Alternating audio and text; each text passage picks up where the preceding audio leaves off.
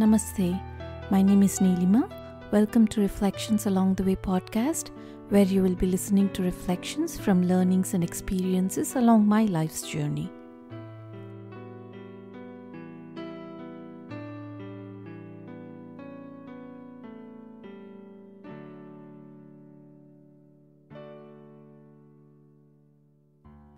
Previously, we had seen how varnas or the different thought textures do not allow us to see the divinity in us, even though we are essentially divine.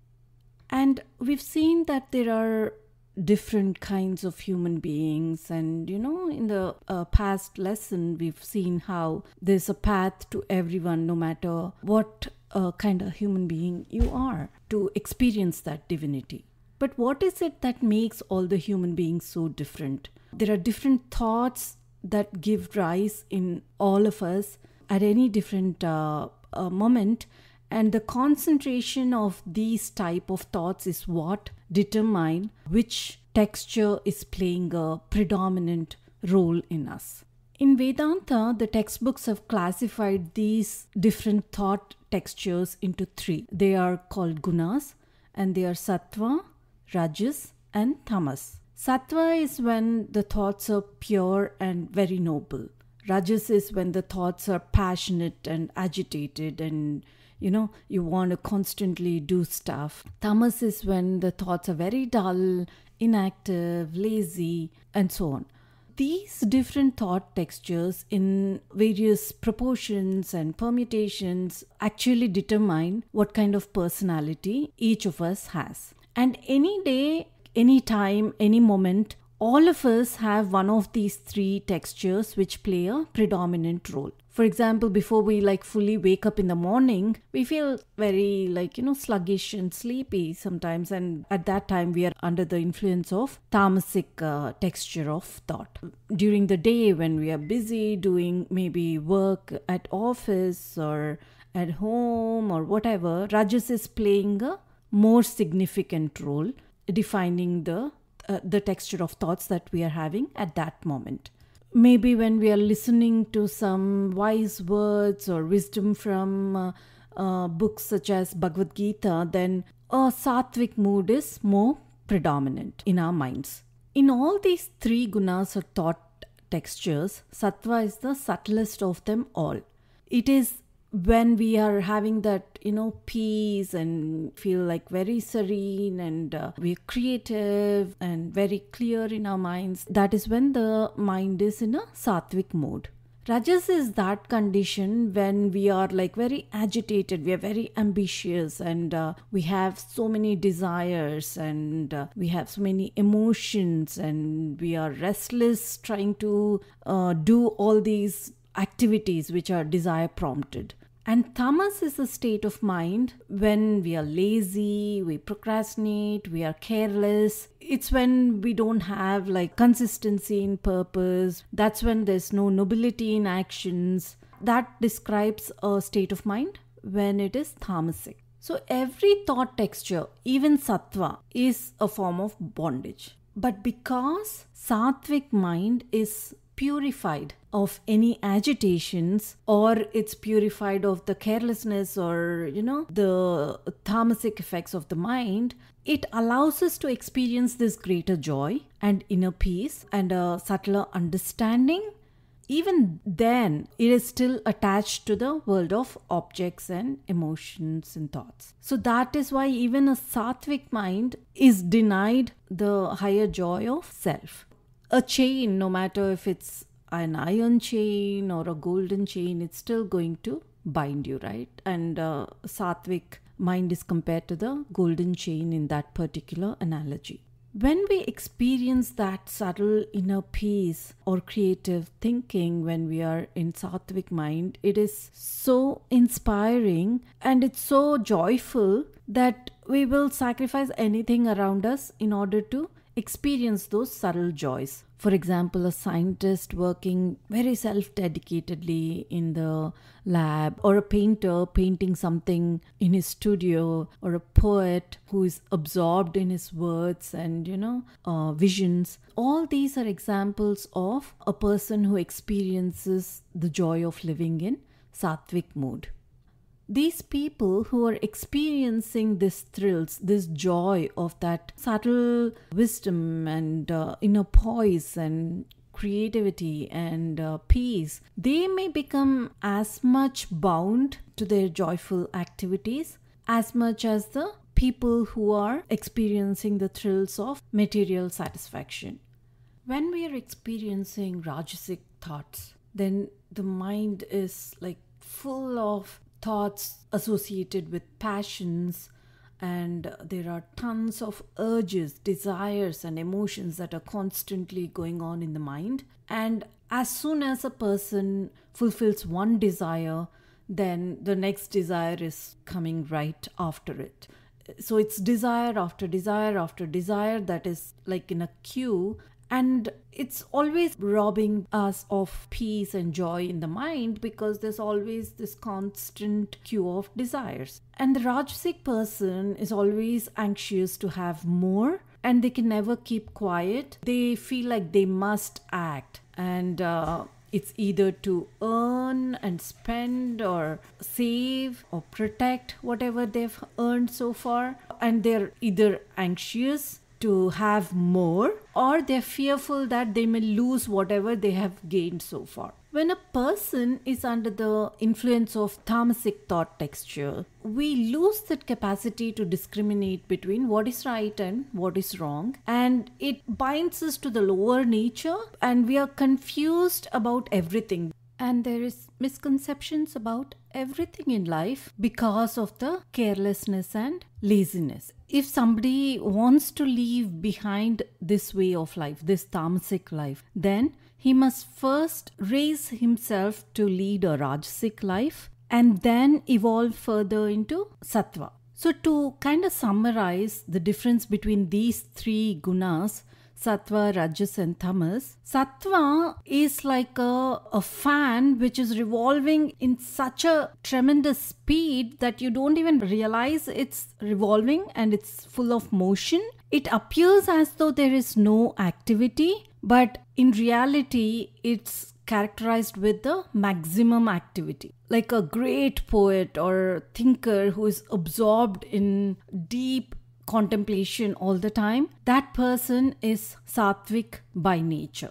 Rajas can be compared to a fan in motion. So a passionate person or a passionate youth who is full of activity is Rajasic in nature. And Tamas can be compared to a fan which is motionless. So a Tamasic person is a person who wastes all the time in laziness and sleep with no activity at all. Every human being experiences all these three types of thought textures, but the degree in which any of these textures is predominant determines the type to which a person belongs. In India, the 4 different gradations in the caste system, it's nothing but these varying degrees of combinations of thought textures. But historically, it's been misinterpreted and misused. And today, that is what the caste system is being known as. But originally, these 4 castes are determined not by ancestry, like where or who they are born to, nor by the type of work they do. It's determined by that person's inner temperament. So the Brahmin is one who is predominantly Sattvic, exhibiting very little Rajas and minimal traces of Tamas.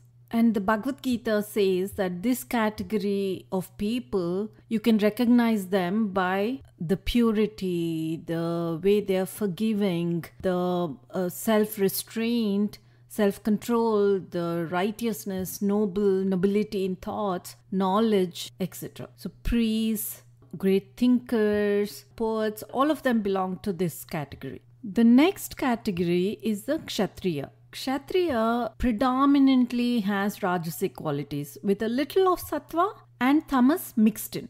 According to Bhagavad Gita, the people in this category, they have generosity, leadership qualities, they exhibit splendor. So basically in a community, leaders such as presidents, community activists, all of these fall into this category. The next class or the category is the Vaishyas. Vaishyas have less of Sattva and Rajas and more of Tamas. People such as traders and business people, they fall in this category. The Shudra category has a majority of Tamas with a little of Rajas and minimal traces of Sattva. This category includes people who work on simple tasks which doesn't involve too much thinking or activity, and they are motivated largely by the direction given by somebody else. These days, these classifications, they are very misinterpreted and they've lost much of their meaning. In the society, it's become more of like hereditary birthright in terms of which category one belongs to. And it's a very superficial distinction of these categories, and it divides the society into castes. So people have this belief that these four castes are based upon and they are determined by where they are born and which family they belong to. And this confusion is there because the ancient masters, who were also great psychologists who studied the minds very deeply, they suggested that certain types of work are best suited to people belonging to a certain class of mental and intellectual thought textures. This intention was just to guide people who were not such well versed to decide for themselves what sort of work is best suited to them. However, when this was suggested by these masters, it was not like a rigid rule. Anyone can pick any selection that they think they're suited for. And anyone can transform oneself from Shudra to a Vaishya or Kshatriya or Brahmin or vice versa. And historically, there's so many examples of mental transformation in Hindu history. But as time passed, people have forgotten the basis of this classification and they wrongly identified these caste systems based on where a person is born to, which family a person is born to. Generally, a priest in the temple is considered a Brahmin. Without no matter how well versed he is in the study of scriptures or practicing what he is studying. This is completely far from the truth. A true Brahmin is one who is very evolved in mind and intellect, who studied and understood the scriptural teachings and who practices the noble qualities that he has studied. And this person can be found in any religion, any country, any community. He doesn't necessarily have to be a Hindu or an Indian or a Christian or anything. Now, to achieve this transformation, to go from one category to another category, for example, from Shudra to Vaishya or Kshatriya or a Brahmin, there has to be self-effort. Depending on which thought textures are predominant in a person, the person has to put an effort which is necessary to evolve.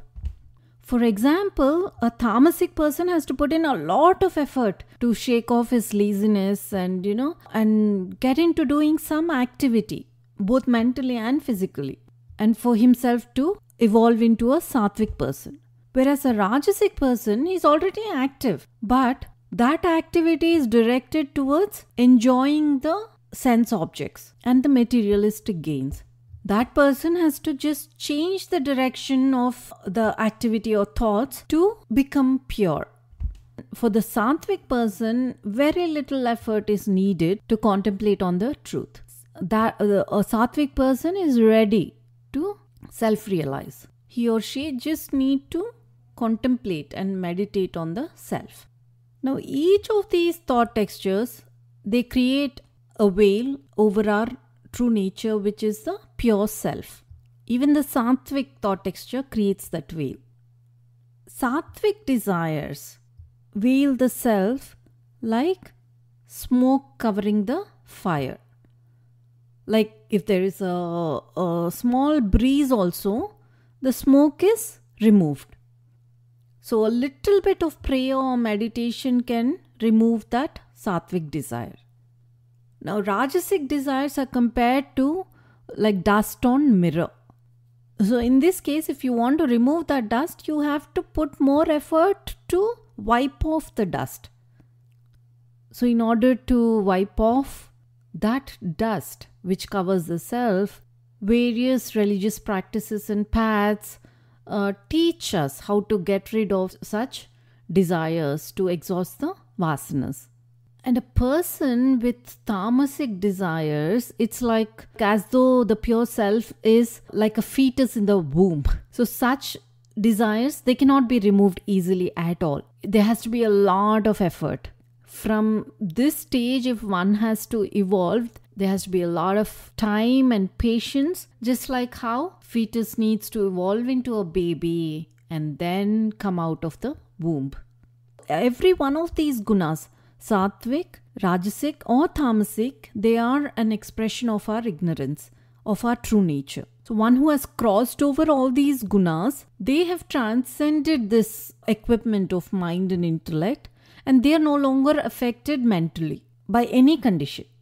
He or she is like infinitely joyful. Because for that person, the ordinary experiences of joy and sorrow, they no longer supply like any special experience as such. So that person lives beyond these mental agitations in the mind, always peaceful and blissful.